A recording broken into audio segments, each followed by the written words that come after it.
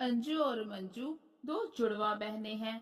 रंग रूप कद काठी में बिल्कुल एक जैसी, लेकिन जहाँ अंजू पढ़ाई लिखाई और घर के कामों में बहुत तेज थी, वहीं मंजू पढ़ाई लिखाई में बहुत कमजोर थी।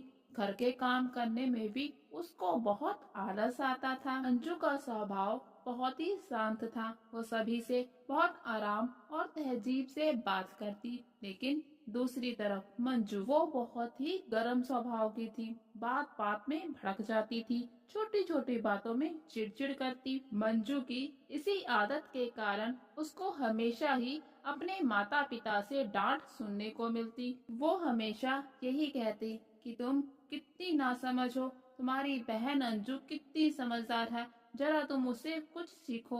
मंजू को बात बात पर यही सुनने को मिलता कि जरा कुछ सीखो अपनी बहन अंजू से, जिसकी वजह से वो दिल ही दिल में अंजू से जलने लगी थी। फिर कुछ समय के बाद अंजू के लिए एक बहुत ही अच्छा रिश्ता आता है। अंजू शादी करके ससुराल चली जाती है और वहाँ पर बहुत ही खुश होती है।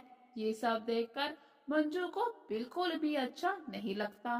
वो अंदर ही अंदर अंजू से जलने लगती है और सोच लेती है कि उसकी जिंदगी खराब कर देगी। फिर एक दिन जब अंजू शादी के बाद अपने पति राजीव के साथ अपने मायके आती है, तो मंजू उसके पति को देखकर बहुत ही इम्प्रेस होती है और सोचने लगती है, इतना अच्छा लड़का इस अंजू को कैसे मिल गया, इसको तो मेरे साथ होना चाहिए। बस उसी समय से मंजू सोच लेती है कि वो अपनी बहन अंजू की जिंदगी खराब करके ही रहेगी और फिर वो उसके पति पर नजर रखना शुरू कर देती है। धीरे धीरे उससे मिलना भी शुरू कर देती है। मंजू राजीव को पूरी तरह से अपने प्यार के जाल में फंसा लेती है। अब जब भी राजीव घर आता तो अंजू से सीधे मुंह बात तक नहीं करता। अंजू को कुछ भी समझ में नहीं आ रहा था। फिर एक दिन राजीव मंजू से शादी करके उसे अपने घर ले आता है। ये सब देखकर अंजू बिल्कुल दंग सी रह जाती है। अंजू अपनी बहन से कहती है, तुम्हें बिल्कुल भी शर्म नहीं आई अपनी ही बहन का घर तोड़ते हुए। इतना कहकर अंजू रोने लगती है और अपने मायके आ जाती है।